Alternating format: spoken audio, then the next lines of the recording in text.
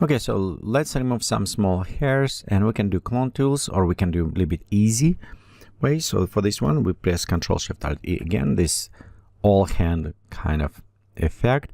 Because it's type of this moving, I will leave it as a blue.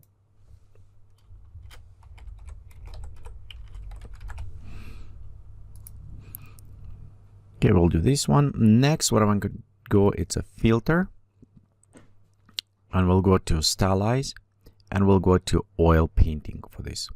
So let's look closer. You can see right here on a hair that it's kind of straightening out. It's not necessarily look good right there, but on our hair, it will help us to do this effect. So what we want to do, we want to be sure our stylization, 100%, our cleanness, and this is depend how you want it. In many cases, if you want very straight, you can go all the way, or if you want keep a little bit of this, we can go about 3 or whatever. In this case, it will go depend on your portrait, but overall stylization will remove some of this effect, and I maybe want to keep it around 3. Okay, the scale as well in this case, we'll just keep it to 0, and Bristol details to the 0. Okay, and angle, we can play a little bit with lighting angle, but again, because Bristol's details is 0, we don't care about angle. Lighting, it won't work.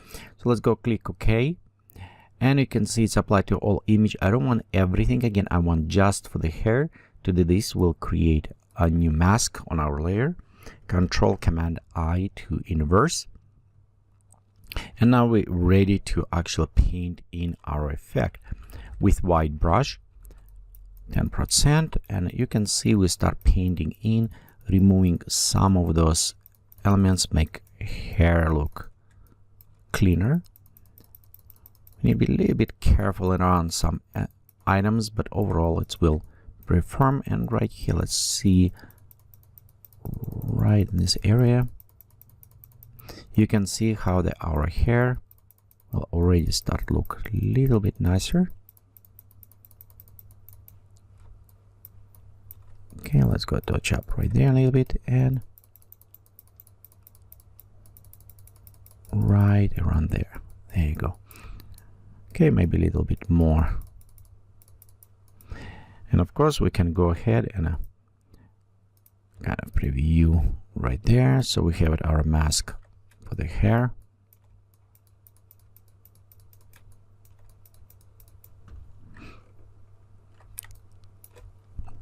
Okay, let's preview.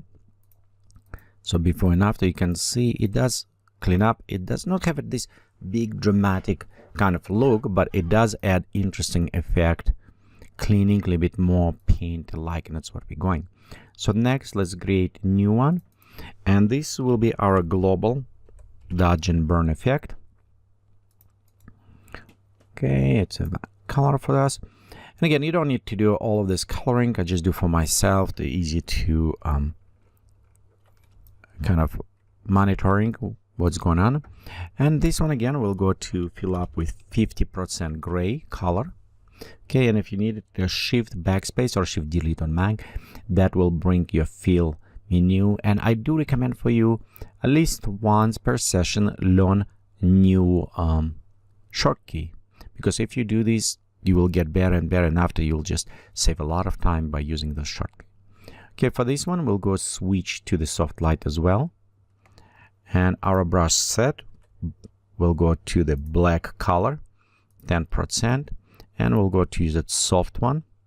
Actually, you know what? I noticed right here we have a small kind of things up here. So for that one, we'll fix after if it's come up. Usually I will create maybe even missed fixes. So right here, there you go. I think that will work. Okay, and you know, just to push myself, I'll set this to the gray. Okay.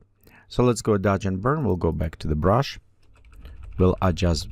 And overall, what I'm doing, I'm just creating darker around her because she's our main subject. But right now we have a very bright kind of right here around her, red color also attract. So I want to actually take and I want to create darker around her.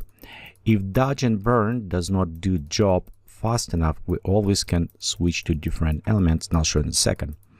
So right here, for example, dodge and burn, we added, but I want more dust and you can, more kind of shadowing. So in this case, you can create new layer.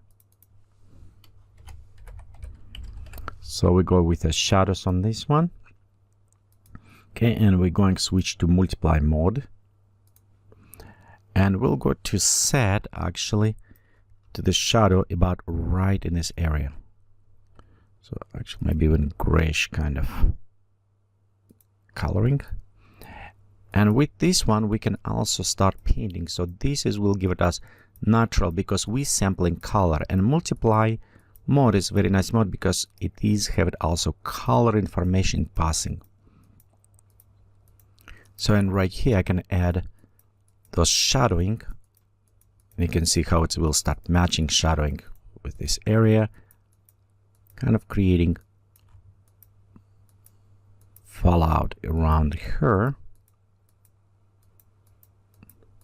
And multiply mode again, it's going 100% invisible on a white, and as you're going to the black, it's get more and stronger. But right there we add a little bit shadowing this area. Okay, now we can re-enable back our dodge and burn, and you can see dodge and burn. Okay, let's go back to black. Now it's effect stronger, so we don't necessarily need it. We'll readjust now. Okay, we can readjust, or we can go back to with fill 50% gray and just add a little bit more dodge and burn this way. Right here, some create a bit more shadow behind her. Okay, but we not necessarily need to use it just dark. We can switch to the white and just add a little bit right there around subject, just to bring painting more to attention to area where I want to apply it. Okay, so at this point we kind of select shadows, maybe a little bit overdone with them. So let's go to reduce a little bit lower.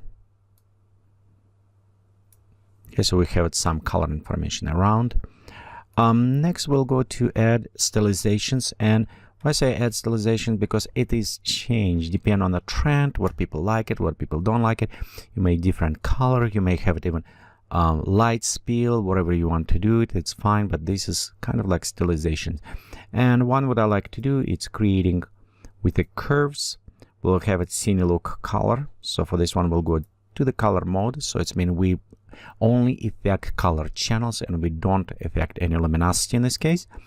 We'll go to set blue, we'll take shadows, bring up, and right here in the middle point we'll bring down. It will give it us kind of complementary black and yellow. So we'll go to the red, and if you want warmer we can go all the way red, but her dress is red, so I want to bring a little bit more to cyan in the shadows to offset.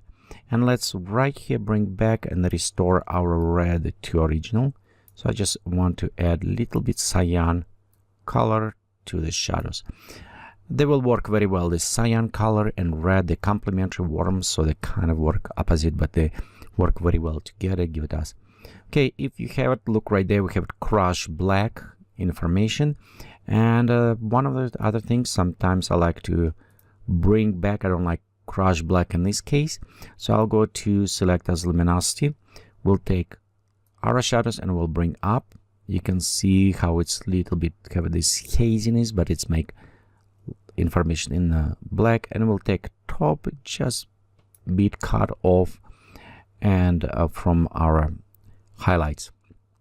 So in this case you can play a little bit more, you can bring even more shadowy or other effect, and of course you can switch layers. In this case we'll apply color before. Let's go right here, set luminosity. Okay, and this is color.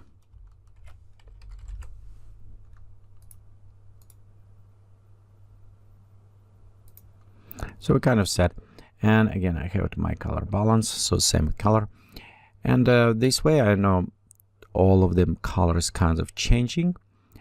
We could add additional border if you want it, and I like to add before luminosity.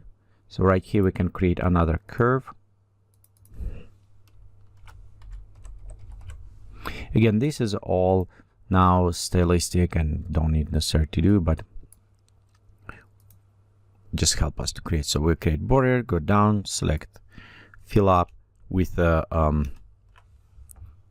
black inside. So we have it, you can see we have it like a dark border. Reason why, because if I want it, I can create white border, dark border, wherever I need adjustments. And we'll go to mask for the border and bring feathering up. So you can see how it's kind of spread. Just add additional bordering. Say if you want wider, remember you can always go and create a little bit white look. And we'll want to switch this from normal to the soft light. So it will produce a little bit better blending with other coloring. And this is just vignetting going over. There are other optional. As we going over this, I want to show you can create, let's disable these layers. We can again control Command Shift Alt E, create new layer. We can create new layer combining, and we'll go to filter. Okay, where's our lenses? Blur gallery, we go to iris, we can set just closer to her face.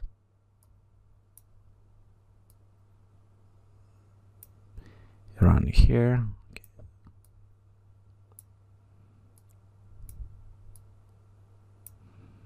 Kind of spreading even more. Okay, I think that is look okay.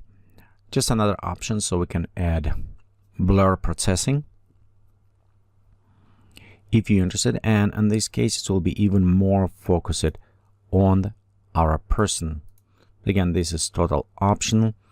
And if we're going to screen, we can remove some black, and we can add a little bit glowing to her face.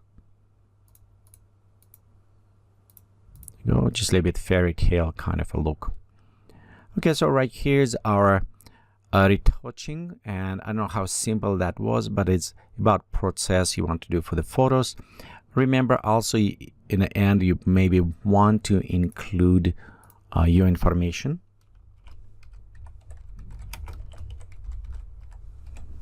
And normally I just include my information for the reason if people want to go and contact me, if they want to see who done these photos.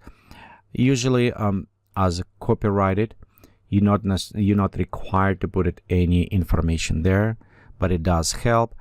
And I do not like put watermarks personally. I don't like when people create, again, this is total personal. I don't like when people set like this, and the reason is why, because if you put your information here, it will take me a few minutes just to remove it if I want to remove it.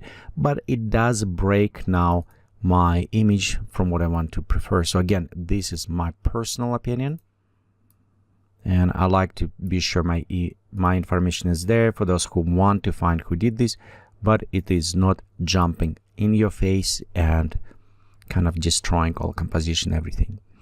Okay, so also as a composition going, you can notice right here, let's have some empty space, and this empty space is done on purpose, because when it was done, it's done for some editorials, some other effect, and like right there, as the stock photos. And in this case, people who may purchase, they can put some text or other information around this area. Again, when you build your composition, you build around what you think you're targeting for. Okay, thank you for watching this tutorial, and please remember visit on our website. It's www.geekatplay.com for more tutorials, and subscribe on YouTube channel to have updates when new tutorials are released.